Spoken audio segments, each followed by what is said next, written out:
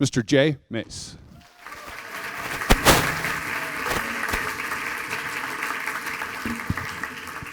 Keep it going for Dave and RJ, ladies and gentlemen.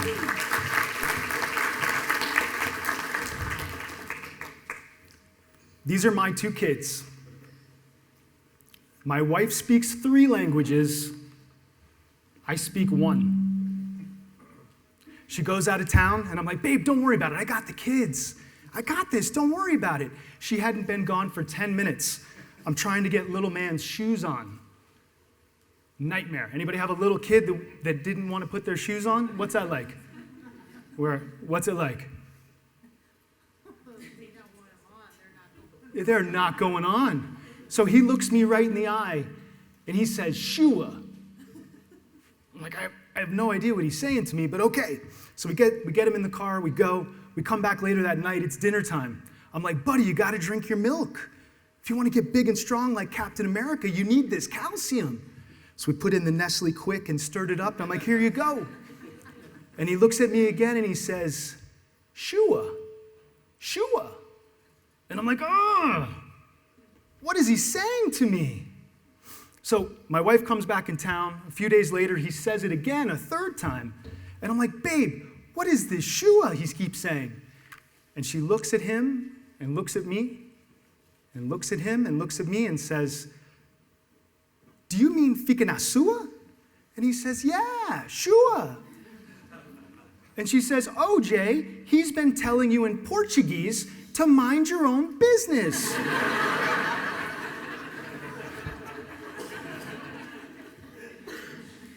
And let's just say I was speechless.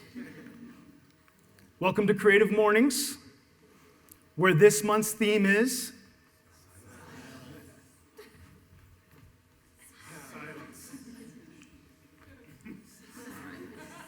Anybody in here ever done any serious meditation? Okay, awesome. So we're going to lock the doors and silently meditate for about 30 minutes, and then I'll be back. No, I'm just kidding. Okay. Who's this? Steve Martin. There are very few people on this planet that know how to capture the power of silence like comedians. Steve Martin was famous in his days of stand-up comedy for being able to just stare at a crowd in silence and get huge laughs. Huge laughs. Anybody ever heard of Ben Kronberg, local comedian here? Ben Kronberg fans? He's gone on to do some great things. Jimmy Kimmel, Last Comic Standing, Comedy Central special. Most comedians, what they want to do when they get on stage is they want to get on stage and get right to it. They want to get right to it and get you laughing. Not Ben. Ben understands the power of silence to create tension. Comedians are fantastic with silence because they give their setup, they create some tension with their silence, and then come over the top with the punchline. And so what Ben does is when he's introduced onto the stage, he walks up to the mic, and he just kind of stands there. And he stands there,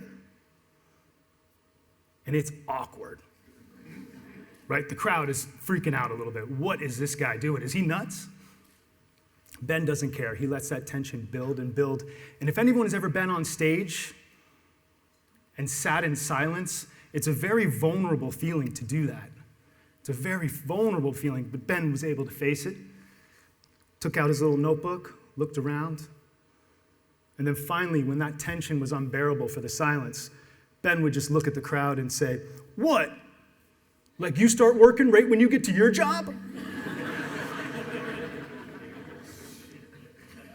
It's a hilarious joke, but the laughter is explosive because it's the release of that tension. So let's talk about how to use silence and vulnerability. Next time you're up in front of your coworkers giving a talk, maybe presenting to a client, who in here, by show of hands, has ever been accused, you talk too fast, by show of hands, who's ever been accused by that? Okay.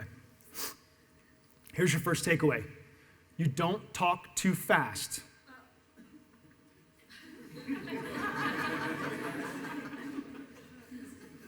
You don't talk too fast. You're not pausing enough. It's okay to talk fast. If you're enthusiastic, you're excited, you're passionate, talk, talk, talk. That comes off really well. But you're doing yourself and your audience a disservice if you keep talking and talking and talking and talking and talking, and you never give them a chance to catch up. By using dramatic pause, you're creating a rhythm, allowing yourself to truly be heard and giving your audience a chance to catch up and actually process what you're saying. Like a graphic designer uses white space. That's how you need to use dramatic pause if you want to be more confident and engaging.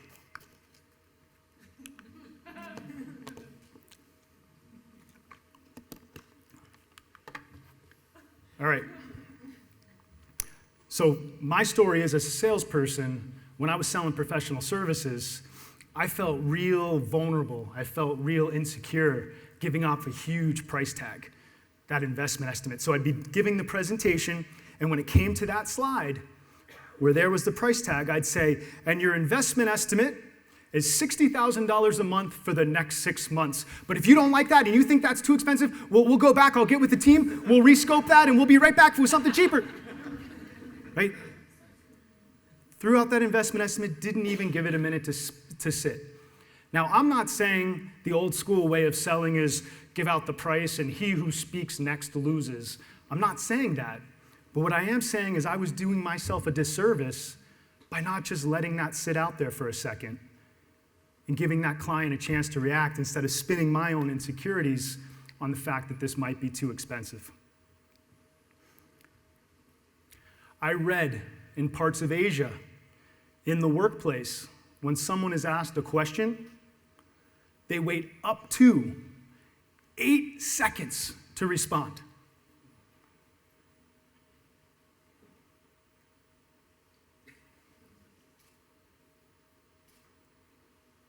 We would lose our minds. Could you imagine that? There is power in that silence. We as Americans, we hate it. We hate that awkward silence. As soon as somebody's done talking, we're going to jump right in, we're going to keep this thing moving. Because that silence is vulnerability. That silence is awkwardness. But there's power in it. Have you ever seen some of your favorite interviewers? Katie Couric, maybe Howard Stern, or even investigators, detectives, investigators. When they're interviewing someone, they ask a question, they wait for that person to respond, and then what do they do after that response? Just like that. They let it sit. Because every great interviewer knows if they let that awkward silence sit, the person they're interviewing is going to probably divulge something that maybe they didn't want to. Just because our fear of that silence is so great. I got a quick story for you. My daughter's second grade class, they were asking for public speaking volunteers to coach the second graders. And I thought, heck yeah, this is fantastic. I'll absolutely volunteer to do this. And I don't know if any of you have second graders, but if you're doing public speaking, there's no way you're going to get them to slow down. You're just not going to do it. And so what they had to do is they had to bring in a piece of poetry or a scene from their favorite movie or TV show and recite it in front of the class. And instead of trying to get them to slow down, what I did is I grabbed their worksheets and I put big black dots where I wanted them to pause. And I said, when you hit this big black dot, I need a big dramatic pause. Speak as fast as you want, but I want a big dramatic pause. And they said, Coach Jay. And I love that because I'd never really been good at sports, so to be called coach, that's me, Coach Jay. They said, how long is a dramatic pause? And I said, it's 2 beats. Just like that. And it worked like a charm. The kids came up, they read as fast as they wanted, and every time they hit that dramatic pause, it sounded beautiful. Then the night of the big show came. The big performance, they turned the gym into an auditorium just like this, a stage, the spotlight, the second graders went up. They did fantastic. And I was patting myself on the back until I heard one of the parents ask the other parents, why do the second graders look like a bunch of folk singers? A little too literal. All right, so I want to do one quick exercise that's called comedy karaoke, and it's going to be one more time, one more opportunity to talk about the power of dramatic pause and being vulnerable. Do I have any volunteers? What? Thank goodness you're here, Britt. Come on up. Give Britt a round of applause, ladies and gentlemen. All right, so here's the exercise. In music karaoke, you get up and you sing someone else's song, right? Okay. In comedy karaoke, I printed out one single joke from a famous one-liner comedian, Mitch Hedberg. So the exercise is you're going to live in that silence, in that vulnerability with me. So I want you to get up into the spotlight. Wait, not yet. Get up into the spotlight. Okay. I want a nice, dramatic pause. Thanks, RJ. Test, test, test, test, test. This is for you too. Okay. And the first thing I want you to do is just sit here in the silence for about 4 beats. Then I want you to read the joke, but when you get to the black dot, I need another big, silent, dramatic pause at the black dot. Okay. You ready? All right, and you can introduce yourself and stuff like that, but you got to do the pause up first. Ladies and gentlemen, big round of applause for Britt.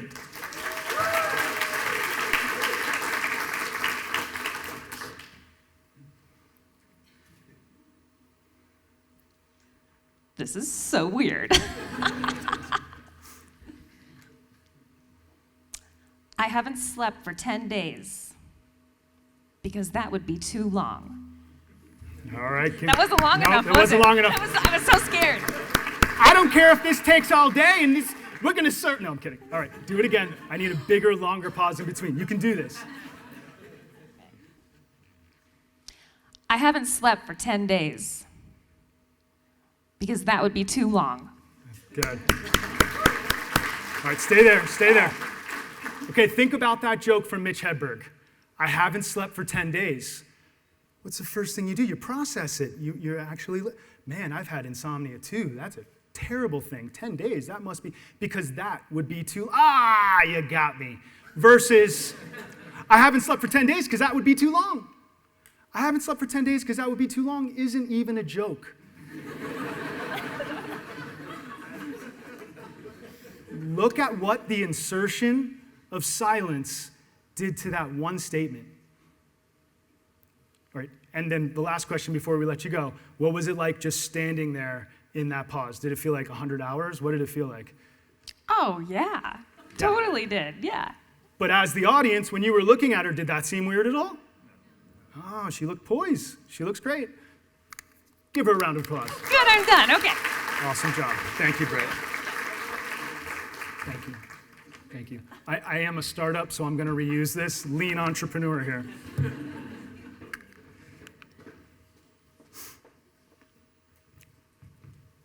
That's mine. And that's the way the quote actually goes. So we've talked about how to use silence and vulnerability on stage to be more confident and engaging in front of your coworkers, in front of your clients. But let's take it one step further. Let's talk about using silence to be vulnerable with yourself. Anybody know what this is? You could just scream it out. Isolation tank. Isolation tank. Who here has ever heard of an isolation tank, float tank, sensory deprivation tank? Okay. Out of everybody that's heard it, how many people have actually been inside? That's a pretty good number. Okay, last question. How many people have been inside more than a dozen times? Good. Awesome.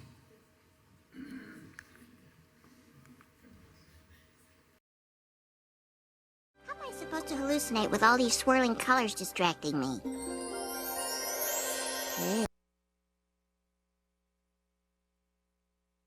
I still on? Okay.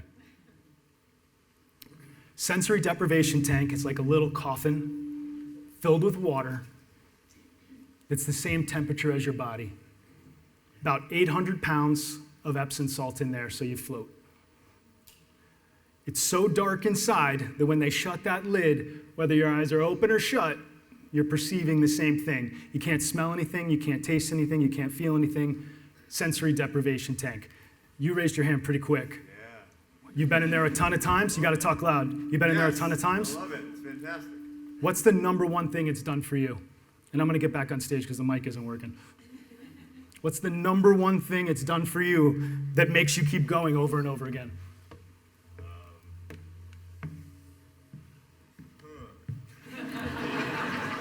I wish I would have emailed you to prepare you on this.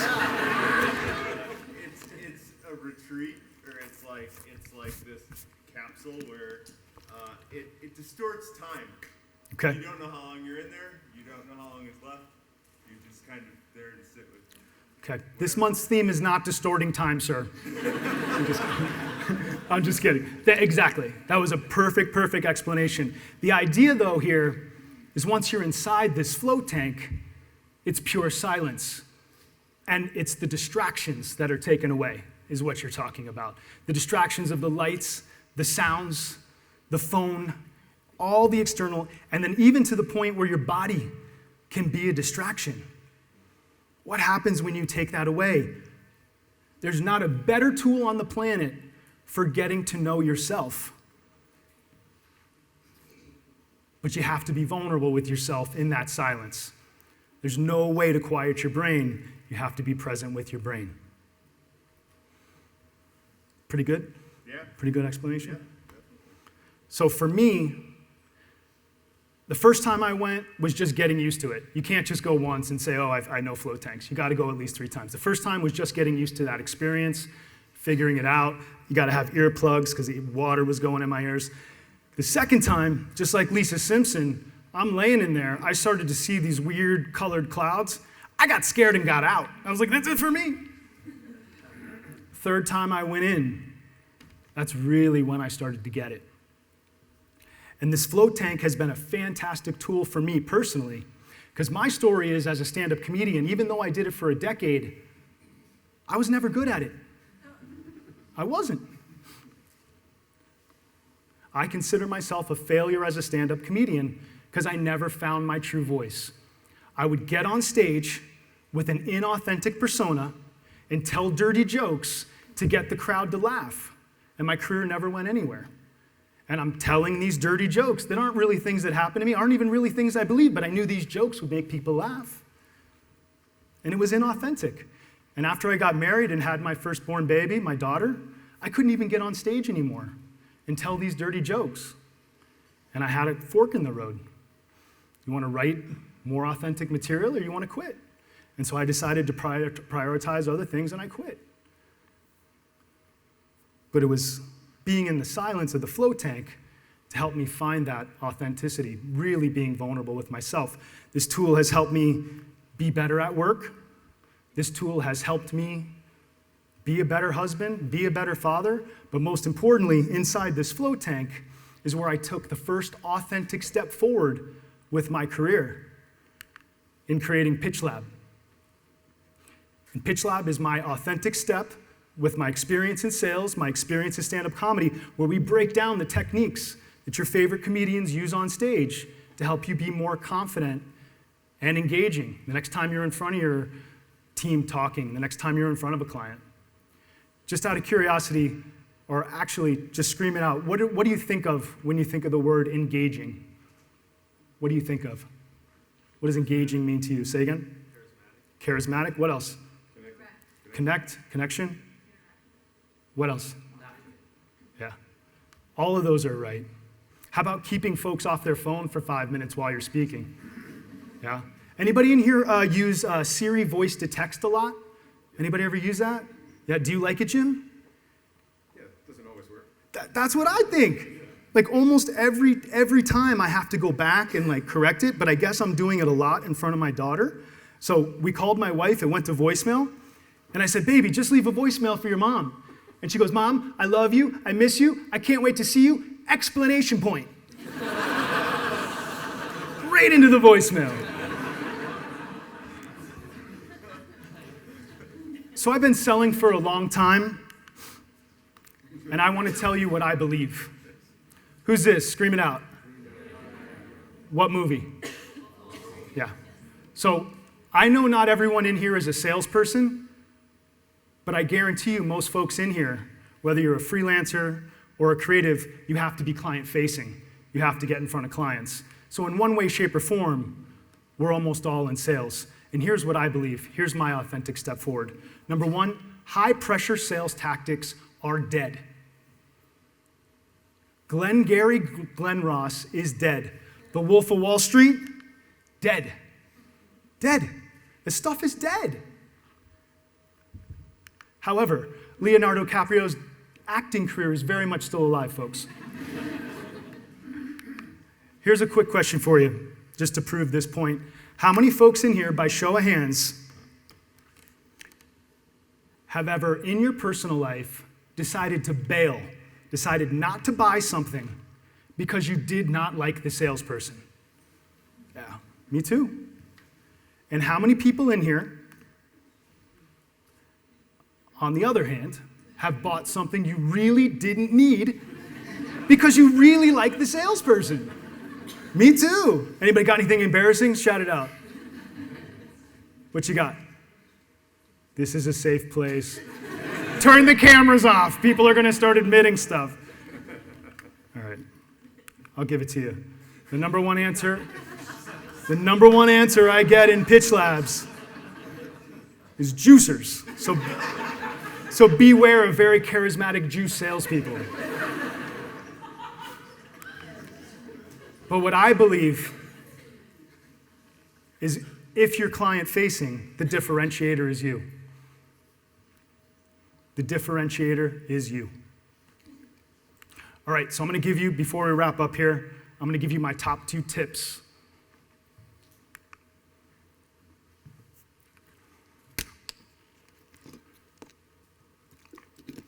By the way, a quick pause here.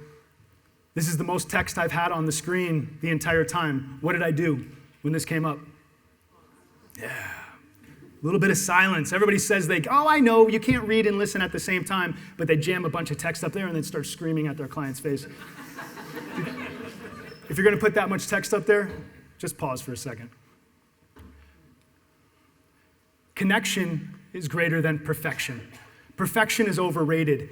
You don't have to have Juilliard precision with your mannerisms and your gesture and your voice. You don't have to have all that. You just have to build a human connection if you want to be successful. I'll tell you a quick story. Anybody in here, by show of hands, are you familiar with Google Duplex's technology, AI? Anybody ever heard of it? Good, I get to tell you. I'll tell them. This is cool. So Google has an artificial intelligence where the robot will call a restaurant for you and make a reservation. Or call a hair salon and make an appointment for you. And here's the kicker. The person on the other end of the phone has no idea that they're speaking to a robot. Isn't that crazy? And guess what Google did to make their robots sound more human? Guess what they did? Pauses. What else? Stutter, filler words, ums and ahs. So while there's public speaking coaches out there dinging a bell at you, or you're snapping a rubber band on your wrist every time you and ah to teach yourself a lesson, Google is actually giving their robots filler words to make them sound more human. And we're sitting here trying to sound more perfect, like robots. When I coach salespeople that don't understand the technology they're selling, or they're trying to present a case study that they never actually worked on, they're horrible. And I'm not disrespecting. If anybody's in that position, I made a career out of selling stuff I don't understand, so I'm not coming at you. But the body language is horrible. The ums and ahs are all over the place. And I say, stop. Tell me a story about your favorite slice of pizza. Tell me a story about your favorite childhood memory. Tell me a story about your favorite Christmas. And all of a sudden, the ums and ahs are gone. The body language perks up, and they look like fantastic presenters. Why? Yeah, they're being their authentic self. So, if you're in that situation, you're worried about ums and ahs, you're worried about your body language, 2 quick takeaways. Number 1, have you practiced enough? And number 2, more importantly, are you really speaking authentically? And if you're not, can you turn it into a team sell? where you can bring someone up that can speak authentically about the technology, about what you don't understand, and you can do your part. And here's 2 of 2.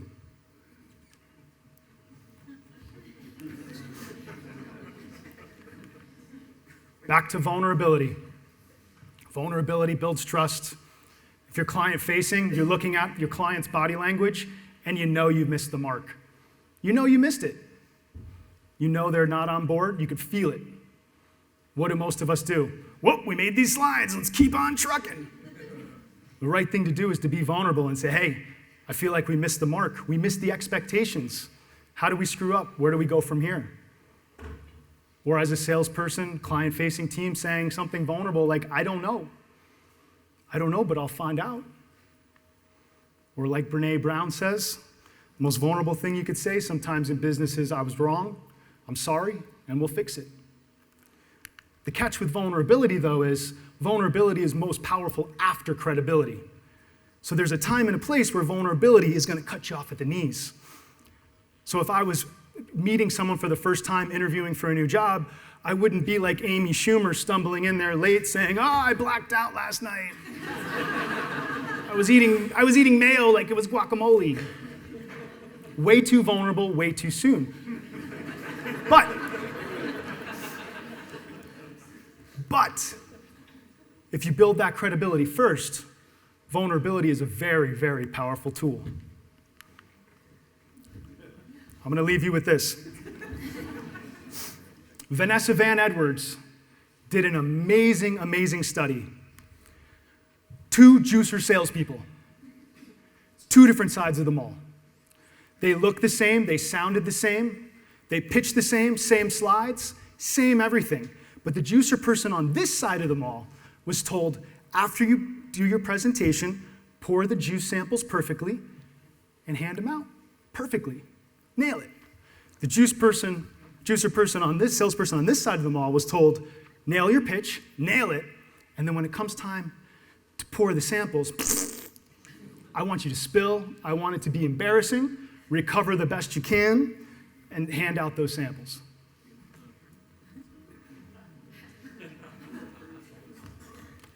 Who do you think sold more juicers? Yeah. That's it. It's not about perfection. It's about connection. I hope today's talk inspires you to use silence and vulnerability in front of your team, in front of your clients, but most importantly, I hope today's talk inspires you to use silence to be vulnerable with yourself. Thank you.